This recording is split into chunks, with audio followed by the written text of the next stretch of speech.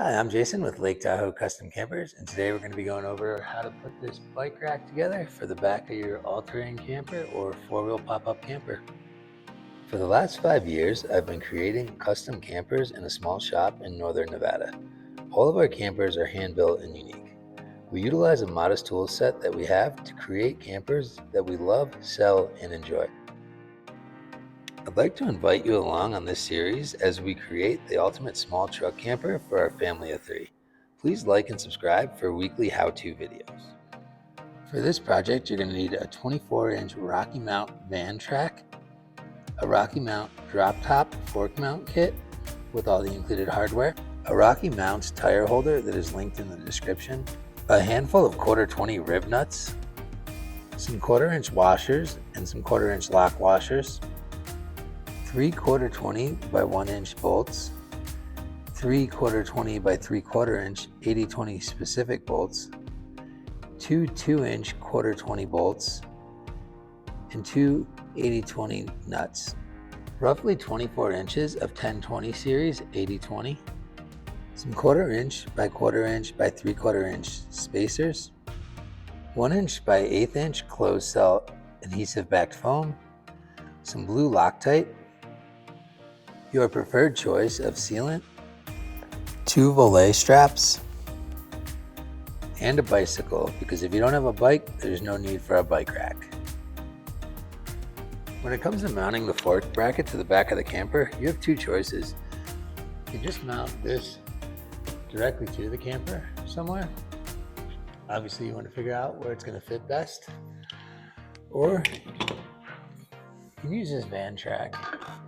And this is what we're going to use. It's just going to give us a little bit more flexibility on where to mount the fork mount once it's up. And I'm going to try and utilize this for a ski rack come winter time as well. Here I'm installing some 1-inch closed cell foam to the back of the track. This is going to prevent the track from scratching up the paint finish on the camper during the install. So when you're attaching this van track to the back wall, or a fork mount for that matter, you really need to make sure that you're getting into tubes or getting to an aluminum plate. I know there's always a plate back here somewhere. Identifying where that is nearly impossible without peeling back either this or maybe taking this off and trying to peek in. What I'd recommend doing is just calling ATC if you have an all-terrain camper, or four-wheel camper if you have a four-wheel camper, and asking them for a drawing plan or at least a brief overview of where those tubes can be found. When I had this camper built, it's pretty unique, so I made sure to have them lined it out. Like, here's my tubes are all on this side of this. I have a 1-inch tube here, and then I have a 2-inch tube running up right here. So I have a pretty good idea of where I'm going to drill into this. All right, so now I'm just going to hold up my track, mark out where all my holes are going to fall, and see if they're going to work.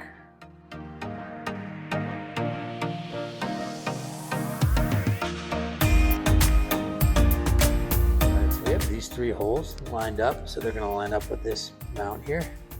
And the first one is about a 1/2 inch in, which is perfect, so that's going to fall dead center of that tube.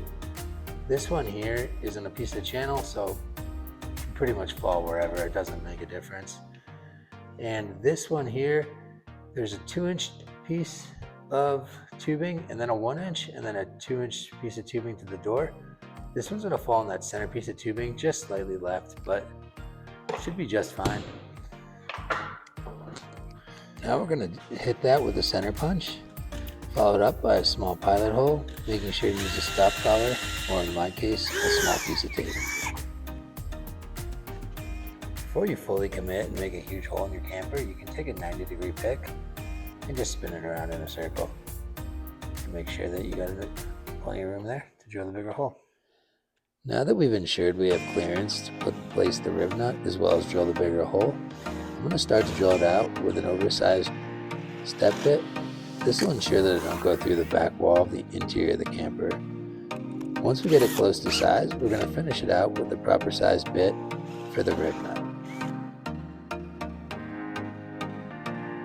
I like to put a small amount of caulking around the hole just to ensure that it remains watertight. Thread the Rivnut onto the Rivnut setting tool and push the Rivnut into the hole. Squeeze the handle on the Rivnut setting tool. This will essentially expand the size of the Rivnut, creating a threaded insert to attach the track to. Now attach the track to the first Rivnut that you have set. Ensure that the next hole lines up and complete the previous steps to set the second Rivnut. Here we're just attaching the center Rivnut, which is basically the same exact steps as the previous two. Here I'm removing the track to get careful measurements of where the marker light wire will pass through. Once I have those measurements, I'll go ahead and drill through the track. Add a third strip of foam down the middle of the track, covering all the mounting holes. Then poke a small hole through all three of the mounting holes. Run the wires through the recently drilled hole, then reattach the track. Now connect the marker light to the wires that are coming through the track. Secure the marker light with two small self-tapping screws. Using the included hardware, attach the track nuts to the fork mount. Slide the fork mount into your desired location and go ahead and tighten that down.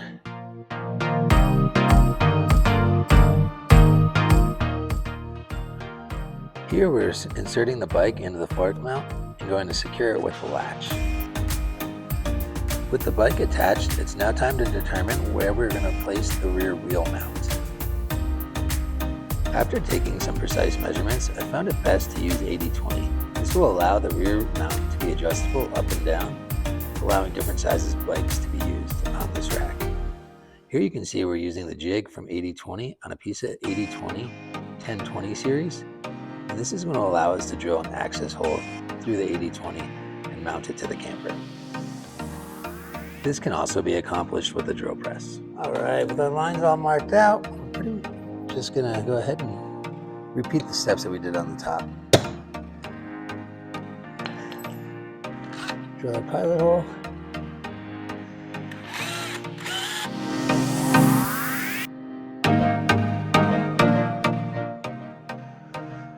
So I put a glob of sealant on this Rivnut here just to keep things sealed up. What we're going to do now is I'm going to take a small amount of Loctite, put it on this 80/20 specific 3/4 inch bolt, 1/4 inch 20 by 3/4 inch, and this is specific to 80/20 because it'll slide nicely in the channel here, like so. I'm going to follow that up with the spacer. We're going to reach back in here through the access hole, hopefully, and we're going to screw that right in.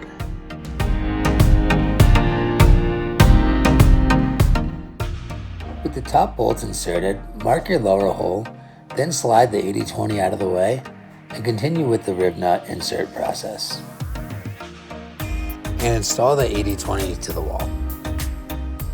Using a 1/4 inch drill bit, drill through both holes until they come out the other side of the tire holder.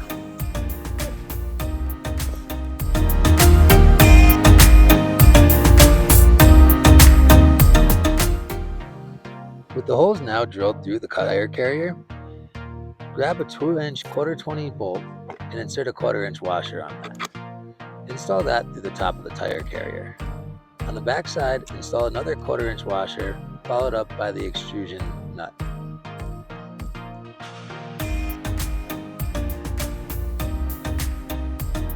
Leave a small gap between the nut and the washer to make it easily inserted to the 80/20. Insert the tire carrier into the 80/20 in this orientation. Slide the tire carrier to its desired location on the 80/20 and tighten down both bolts. Thread the volet strap behind the 80/20. This will be used to hold the back tire of the bicycle in place. With the front wheel removed but the axle installed, lift the bicycle into place. With the axle in place, insert the T-bar into the T-bar housing and close the clamp.